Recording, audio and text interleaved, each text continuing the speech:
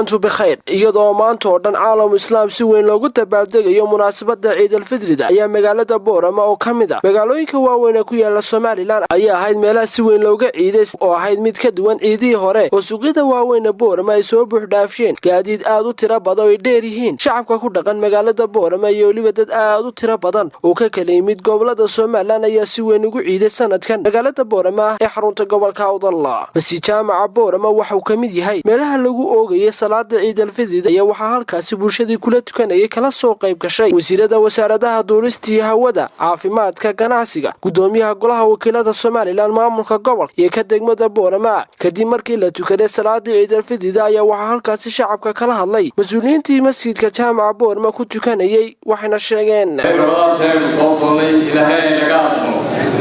إلهي كونا تفكريا نجيا إلهي والدين تدي هون حريص إلهي مختار أوبر يناينا هاي نوش رافيو يعني اللي يقول جديد طبعا الشعب يقول كأول هذه كانت ورقة وعقد لي أنا كسر حجره ثلاثة عيدة طبعا الشعب يحب ذلك بالمسلمين طبعا عشان يكون قليل واصلة العيدة وحن سلامنا وحد العيدة سلام في ملاك بسلا والبنات مولد سومالا مولد أحمد محمد سلايو يمرون إسلام والبنات مولد سومالا الرحمن اسماعيل سيدي يمرون إسلام ودهانا وحد الله يفرحكم عيدة هذه أدرنا فرحك عليه المناطق بورا وكليدو sidoo kale TV-ga Somali Channel oo shacabka reer Boorama makarafanka la dhaxmaray ayaa hambalyo munaasabada Ciid al-Fidrida u diray eheladii iyo qaraabadii iyo dhammaanba asxaabtooda iyagoona Ilaahay uga bariyay inuu sanadkiisa ku gaarsiiyo caafimaad qab iyo cibaado suuban waxaan leeyahay ciid wanaagsan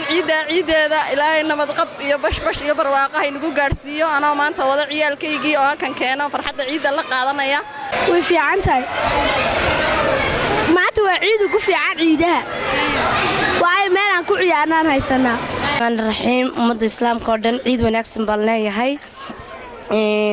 alxamdulillah caafimaad baan ku ciidnay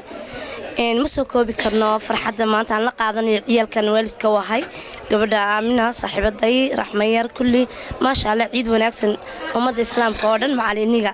si kastaba arintu haatee wararka kale naga soo gaadhay deegaanada iyo tuulooyinka hoos yimaada gobolka Awdal ayaa waxay sheegayeen deegaanadaasi si weyn loogu ciiday munaasabada Ciid al-Fidrida wa Maxamed Xasan Ismaaciil Bere wararka telefishinka caalamiga ee Somali Channel magaalada Boorama ee xarunta gobolka Awdal